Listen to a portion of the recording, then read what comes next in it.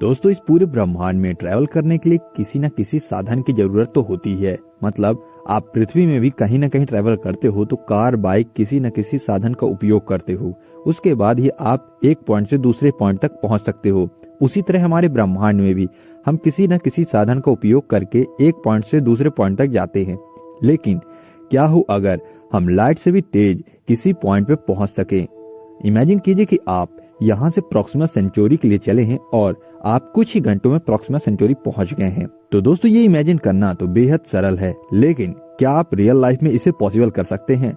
दोस्तों ये सवाल सबके मन में उठ रहा होगा, लेकिन आपको मैं बता दूं कि नासा इस पे काम कर रहा है और ये कॉन्सेप्ट रियल है। दोस्तों मैं बात कर रहा हूँ वार्प ड्राइव की, मतलब एक ऐसा स्पेसक्राफ्ट जो कि लाइट की स्पीड से तेज चलेगा बिना लाइट के फॉर्मूले को तोड़े बिना। दोस्तों लाइट का फॉर्मूला ये कहता है कि जिसके पास मास है वो कभी भी हमारी स्पीड से ट्रेवल नहीं कर सकता, ये लाइट का कहना है।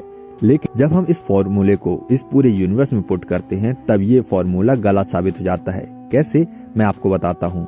दोस्तों हमारे यूनिवर्स के फैलने का रेट स्पीड ऑफ लाइट से भी ज्यादा है, और दोस्तों जब ये ज्यादा है तो ये डायरेक्टली एक्सप्लेन करता है कि ये फॉर्मूला हमारे यूनिवर्स में नहीं अप्लाई होता और ये रूल ब्रेक हो जाता है। तो दोस्तों साइंटिस्ट कम्युनिटी ने यही एक सॉल्यूशन निकालते हुए कहा कि हम अपने आप को इतना तेजी से ना मूव करते हुए पूरे स्पेस को इतना तेजी से मूव करा दें कि हमें उसकी स्पीड का कोई असर ही ना पड़े और हमारे लिए टाइम कांस्टेंट ही चलता रहे। दोस्तों अगर ऐसा किया गया तो हम स्पीड ऑफ लाइट के रूल को तोड़े बिना स्पीड ऑफ लाइट से तेज चल सकते हैं। दोस्तों आपको एग्जाम्पल के तौर पे मैं MIT का ये वीडियो दिखाना चाहता हूँ कि कैसे एक स्पीड ऑफ लाइट को तोड़े बिना एक स्पेसक्राफ्ट एक पॉइंट से दूसरे पॉइंट तक पहुंच जाता है। तो दोस्तों आप सबको दिख रहा होगा कि आखिरकार कैसे ये स्पेसक्राफ्ट मूव कर रहा है। तो दोस्तों सबसे पहले पॉइंट A में जहाँ इस लड़के का हाथ है वहाँ से स्पेसक्राफ्ट चालू हुआ है ट्रेवल करना। लेकिन हमने क्या किया कि हम अपने स्पेसक्राफ्ट को ना मूव करते हुए हमने पूरी स्ट्रिंग को उस पूरे रास्ते को ही फैला दिया है और हम अपने डेस्टिनी तक पहुंच चुके हैं। दोस्तों आप जैसे हम पीछे वाले हिस्से को फैलाएंगे तो सेम रेट से हम आगे वाले हिस्से को कॉन्ट्रास्ट करेंगे, मतलब छोटा करेंगे, उसको सिकोड़ेंगे।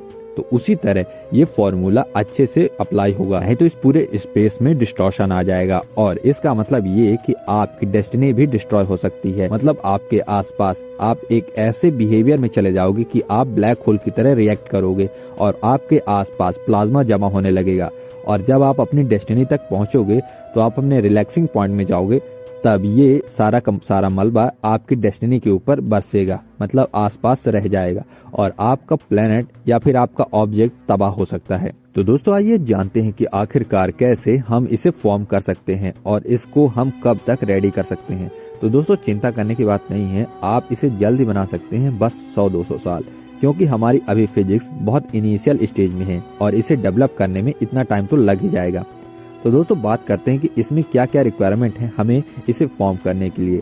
तो दोस्तों जुपिटर जितना मास हमें लगेगा पॉजिटिव और नेगेटिव फॉर्म में, मतलब पॉजिटिव जो नॉर्मल मैटर आप देखते हो इस पूरे यूनिवर्स में वही होता है, लेकिन नेगेटिव मास क्या होता है, जब आप किसी भी स्पेस में डिस्टॉर्शन मास के बदौलत करते हो, लेकिन अगर वही नेगेटिव मास हुआ तो उसी के बाद डिस्टॉर्शन ऊपर की होगा।